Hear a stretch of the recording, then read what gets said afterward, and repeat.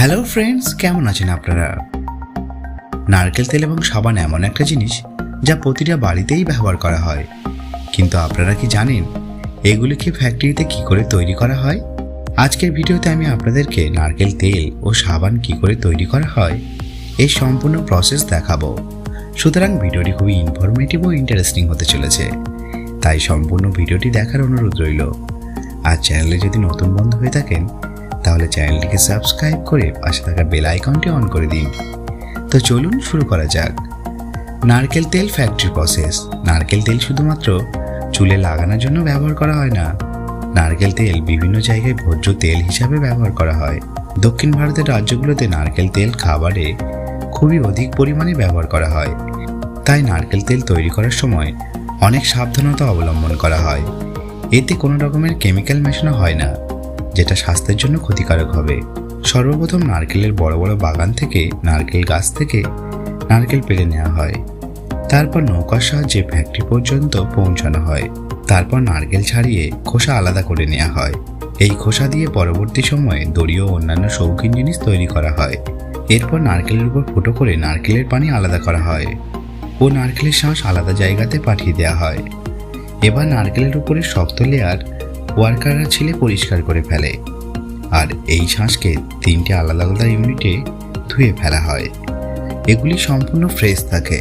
তারপর এগুলোকে গ্রাইন্ডারে ঢেলে নারকেলের শাঁসকে ঝুড়ো ঝুড়ো করে কেটে নেওয়া হয়। এরপর এগুলোকে প্রেসারের সাহায্যে নারকেলের দুধ বের করে নেওয়া হয়। তারপর নারকেলের এই দুধকে পেস্টারাইজ করে তেল তৈরি করা হয়। এবার এই তেলকে ফিল্টারে ছেঁকে প্যাকেটে প্যাক করা হয়, আর এইভাবেই ফ্যাক্টরিতে কোকোনাট অয়েল তৈরি করা হয়। এবার আপনাদেরকে দেখাবো ফ্যাক্টরিতে লাক্স ও লাইফবয় সাবান কিভাবে তৈরি করা হচ্ছে। বন্ধুরা, সাবান বানানোর জন্য প্রথমে কাস্টিক সোডার সঙ্গে ন্যাচারাল ফ্যাট মেশানো হয়। এবার এর সঙ্গে সেন্ট ও পিগমেন্ট মিশিয়ে অনেকক্ষণ পর্যন্ত গরম পানিতে সেদ্ধ করে নেওয়া হয়। প্রায় 18 থেকে 20 মিনিট পর এই মিক্সচার একদম গাঢ় হয়ে যায়, যেটাকে প্রেসারের মাধ্যমে ছোট ছোট ছিদ্র দিয়ে সামনের দিকে পাঠিয়ে দেওয়া হয়। এবার এই মিক্সচার কনভেয়ার বেল্টে যেতে গাঢ় লিকুইড শক্ত হয়ে যায়। তারপর এগুলিকে প্রেসার দিয়ে ওই মিক্সচারে পাঠানো হয়, যার পর বাইরে বেরিয়ে আবার কিছুটা এইরকম হয়ে যায়। এবার বড় বড় লেয়ারগুলোকে গ্রাইন্ডারের মাধ্যমে ছোট ছোটভাবে কেটে নেওয়া হয়। এবার ওই মিশ্রণটি খুব ভালো করে পাতলা হয়ে যাওয়ার পর আরেকটা মেশিনের সামনের দিকে পাঠানো হয়। এখানে ব্র্যান্ড অনুযায়ী সাবানের রং মেশানো হয়, এর সঙ্গে গরুর চর্বিও মেশানো হয়। এটা মেশানোর পর সাবান চটচটে হয়ে যায় এবং এর থেকে সুগন্ধ বেরোতে থাকে।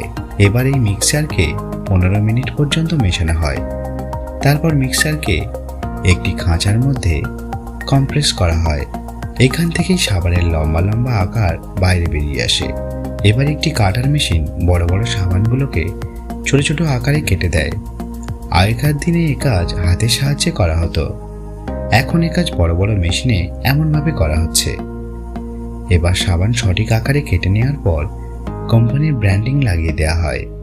এরপর এগুলিকে পাঠিয়ে দেওয়া হয় কোয়ালিটি চেকিং করার জন্য। ভালো করে কোয়ালিটি চেক হওয়ার পর সাবানকে প্যাকেজিং সেকশনে প্যাক করার জন্য পাঠানো হয়, আর এইভাবেই তৈরি হয়ে যায় আমাদের নিত্য প্রয়োজনীয় সাবান।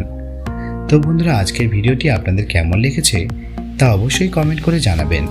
আপনারা পরবর্তী ভিডিও কোন টপিকের উপর দেখতে চান আপনাদের মূল্যবান মতামত অবশ্যই কমেন্টে জানাবেন। ভিডিওটি ভালো লাগলে একটি লাইক ও চ্যানেলে নতুন হলে